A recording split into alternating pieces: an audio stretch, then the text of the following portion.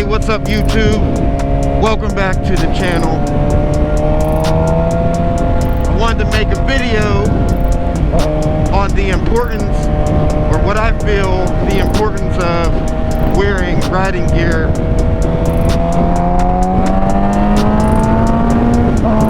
And how important it really is to wear gear when you're out here on two wheels. After my accident, I was wearing partial gear, a jacket, gloves, helmet, but I would just wear regular jeans. Sometimes I'd wear jeans that had already came ripped, which, exposed my legs and my knees and stuff like that. And that's exactly what I went down wearing, was some jeans that had little, small tears in them. I did have another pair of pants underneath them, but unfortunately going 40 miles an hour, when I did go down, it did go through both pairs of pants and tore my leg up pretty good. It could have been worse, but it could have been prevented. So I just want to speak a little bit about how important it is. Regardless if you agree with me or not, I feel that it is really crucial and it's really important to wear gear, gloves, jacket, of course a helmet, because things happen. There's a lot of things in the riding community that's happened in the last 12 months, especially in my city. Dead deer. But ooh, it stinks. Yes, I have been down on the ground more than one time. Both times were not my fault, but it happened. There's two kinds of riders, and maybe three kinds of riders out here. There's the ones that have been down, and then there's the ones that will go down eventually. And then there's some that think that they will never go down. But if that happens, if you are in the situation where you have to lay your bike down, or somebody takes you, somebody runs you off the road, you want to be protected as best as possible. Now, I personally feel that having some sort of riding jeans, they don't necessarily have to be Kevlar, but the ones that I picked up, they are the React 610 riding jeans. They are Kevlar, they have hip protection, they have CE level 2 armor knee protection as well. I think for the money they are worth it. Yes, they are a little bit heavy, but that's to be expected with the material that the jeans are made of, and they are Kevlar lined as well. So that does make them a little bit heavy, along with the knee protection. But I feel that if I had any kind of knee protection on when I went down, my knee would have never been as tore up as it got. I also feel that riding gloves, some people think or feel that when they have gloves on, they're not able to feel the controls, the brake, the clutch, the throttle. I disagree with that. That's just me. I cannot ride without gloves on at all. That's just like, to me, that's just like getting on a bike and riding with no helmet. I have on a pair of Joe Rocket. I don't know the actual name of them, but they have the knuckle support. They have the double stitch leather and suede on the palm, and they seem to work out fine. They just now broke in. I've had them for about a year, and last summer I was wearing a thinner glove. Luckily I didn't go down on my hands, so when it comes to protection of your hands, I feel it's very important, because usually when you want to break your fall, when you go down or you just trip, you normally put your hands out. So that's one thing that you could do to protect your hands from getting road rash on your hands, because I know that's got to be very, very painful. Road rash is not fun. The pavement, it hurts. So gloves, for me, are a must. The next thing, some people will definitely debate me on this. I had mixed feelings when I first started riding. People were telling me how important it was to wear riding boots. I never really seen the importance of it. You know, people would tell me stories of how their ankle got broken in several places. Their calves were exposed. They got road rash because they were wearing tennis shoes or, you know, whatever. They were wearing just regular shoes. So when I went down, I definitely didn't have on riding shoes or boots. I had on a pair of Adidas shell toes. And when I did go down, I didn't necessarily hit my foot. I don't know what exactly happened, but I did scuff up my shoes, and my foot and my ankle were sore the next 2 days afterwards. I mean, that's to be expected in any accident, but I definitely hit my foot off the ground possibly. Wearing riding boots, especially, I know I said I was against the riding boots that came up, that were like, you know, came up all the way calf high, what they call them, or there might be another name for them. But I was against those boots at first. I did not like the way they looked. But after, like I said, seeing a few things and experiencing a few things, I realized those boots were going to be very, very, very important no matter what kind of riding I was doing. So I went ahead and I purchased the Alpinestars SMX6 riding boots. I will insert a picture right here, show you what they look like. Now let me tell you this, when I first got them, I ordered a pair. They were too big, so I had to go ahead and order another pair. Then I decided I would, you know, tell one of my good close friends about the boots and how, you know, comfortable they were, because as soon as I put them on, I zipped them up, I velcroed them together. They instantly they felt supportive, they felt comfortable, and it was nothing to get on the bike and to get used to how the controls, you know, the brake and the shifter felt. So I feel that those boots came in at a very crucial time to where I needed to learn and practice putting on more protective gear when I went out instead of just regular shoes. They are the Alpinestars SMX6s. They have a lot of protection on them, inside of them. Like I said, as soon as you put them on, you can feel it. As far as gear goes, I had purchased these, they're called TCX. They're waterproof motorcycle boots, motorcycle shoes.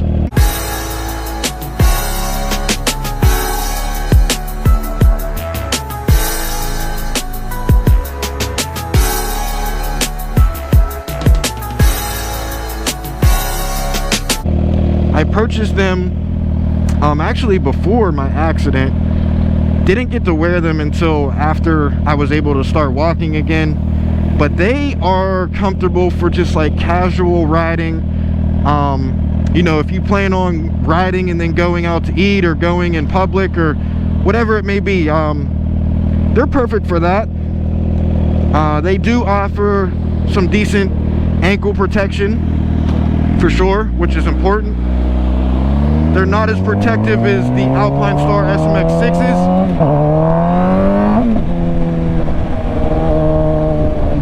But they do the job. They do what they're supposed to do. They feel like just regular shoes to me, honestly. For me at least, they were not true to size. I would say they run big. So if you plan on getting the TCXs, I would get them, you know, a size smaller. A whole size smaller, because once you get into the smaller sizes, they don't come in half sizes, it's just whole sizes. So I would advise getting them a bit smaller than what you wear. Also, I had picked up a pair of these are the Street and Steel. I don't have on my React 610s right now. They are the Street and Steel, pretty sure that's the name brand of these jeans. These ones, they are not Kevlar lined. But I picked these up because I only had one pair of riding jeans, and, you know, washing and trying to, you know, if I want to ride 5 days a week, you know, it's just going to present a problem having to wash them. And I let my jeans air dry I don't advise putting the riding jeans in the dryer. You can if you want, but I think they'll just fade a little bit more, then they might shrink too much. But these jeans are pretty good. They have the knee armor in them. I'm pretty sure you can. There's pockets for the hip armor as well to put in there, which is very important also. You know, these companies who make them, they anticipate you putting them in your boots. And whenever you do that, it makes it a lot, you know, it's really comfortable. You don't have your jeans hanging over your boots. They're tucked inside your boots. Now these ones here,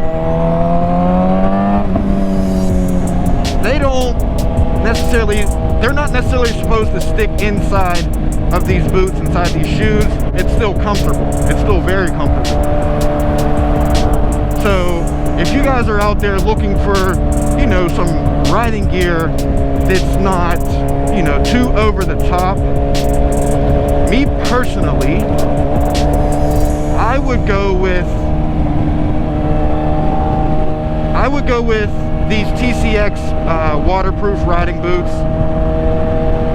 They're really inexpensive. They were only maybe like $120 or $130. And so far, I've seen a lot of people with these boots. They are, like I said, they're very comfortable.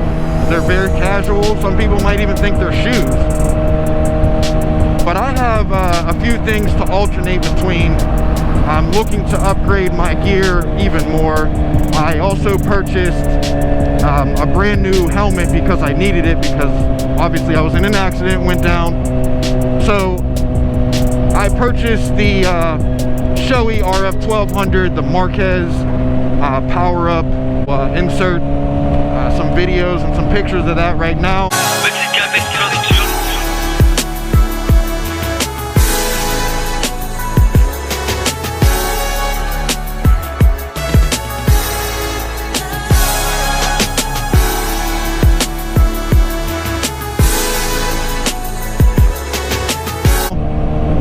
So far, Shoei is a very good brand, very good quality. As soon as you stick it on your head, you instantly can tell, you know, especially if you're coming from a lower end helmet, you instantly can tell exactly what like a premium helmet is supposed to feel like. And I feel like that right now, I am not going to go anywhere. I'm going to stick with Shoei for a while. With the helmet, it has a lot of air vents on it, a lot of, you know, it is quiet for the most part. Now, when you have all the vents open, it's not as quiet as it should be or as it could be. So you kind of have to pick and choose what you want to do if you want to go ahead and close some of the vents.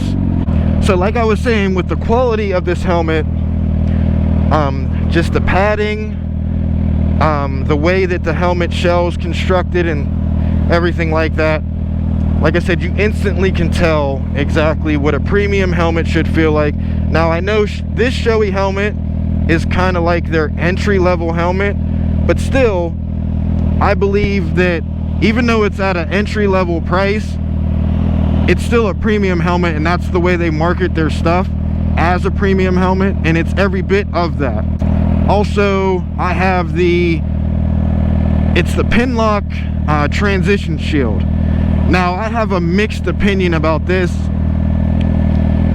The price of this shield, I mean, this shield was close to 200 bucks, okay? I mean, I feel it could have been a little bit cheaper, maybe like 150, 140, but that's just my opinion. But I feel that the functionality of it, it's perfect. You don't have to carry around two shields. As soon as you hit sunlight, it automatically tints for you. It doesn't get too dark. It doesn't feel like you have on, you know, sunglasses or anything like that. There is times when it's like overcast outside and it feels like it's a little bit later. That's the only downfall of it. And also the price point, like I said. But as far as functionality, automatically tinting And then when it gets dark at night, it turns to a complete clear shield. And that's what you want when you're riding at night. I know me, I started off riding with a like a mirrored shield, and it was really difficult when it came to riding at night. So I had to carry 2 shields, or I just went back to the clear shield. And I didn't mind the clear shield at all. The clear shield, I mean, it's a regular helmet, it's a regular shield. But now that I have this transition shield, I like it a lot better than just the regular plain clear shield. Riding gear is important. Very, very important. You want to be as protected as possible when out here amongst all these cars that you really can't trust. You don't know exactly what kind of moves they're gonna make, what they're thinking. Some cars get scared when they see you. Some cars get scared and skittish when they hear you coming. They might move right into your direction of travel, not knowing. You might be coming faster than what they anticipate, and they might come in your way, run you off the road, and the next thing you know, you're on the ground. That's what I'm trying to let people know, that anything out here can happen. Travel, animals, it can really set you up to go down. And as much as I don't like to hear that and want to know that, I just want to know that I'm protected as best as possible. I also went ahead and purchased an Alpinestar vented V2 leather jacket. Yes, the Alpinestar line of riding gear is pretty pricey, but you really can't put a price on your life. You can't put a price on your head. You can't put a price on what kind of helmet it is, because it's very, very important, especially what's on your head. Like I said, I don't see how people ride without helmets. I would never do it. I would just feel so out of place. It would feel so awkward. But the leather jacket, it comes with its ups and downs. It offers a lot of protection. I also purchased an upgraded back protector for that jacket, as well as this Alpinestar black shadow jacket that I have on now. It's the Air Warden jacket.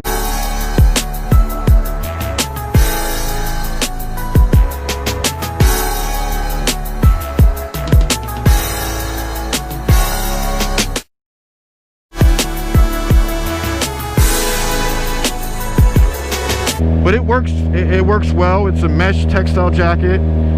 I wear it on days when it's, 85 and up to flow some better air.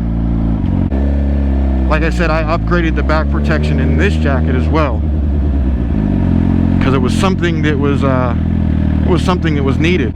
Because when you get the jacket from wherever you get it, it has just like a very, very thin foam back protector in it. Some memory foam, which, I mean, it's thin. I mean, what is it really going to do if you happen to land on your back?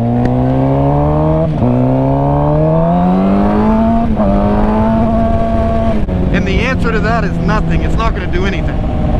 Now, I know that having an upgraded back protector in any of these jackets, it's not necessarily going to do anything if something was to happen.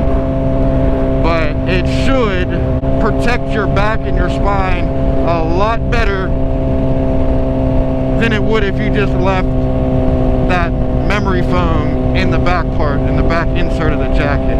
Now, the back protection that I upgraded to is level 2 CE armor, which is supposedly the best. I know different brands, Alpinestars, Icon, they have different variations of their level 2 armor, and they name it different things. I think Icon's is like the D30 armor, which is it's the same thing as level 2 from what I heard. Riding gear is definitely important, guys. I appreciate you guys for watching this video. Hopefully you take it seriously. Hopefully you decide to wear gear. Hopefully you decide to take the safety of being on 2 wheels very important. And hopefully you decide to go ahead and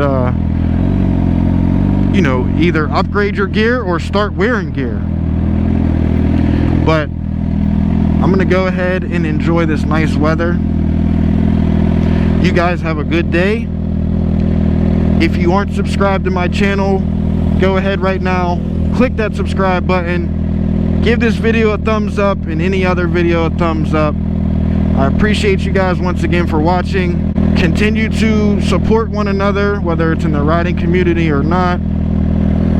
Stay tuned for some more videos, more content, new people, new bikes, new places, and I will see you in the next one.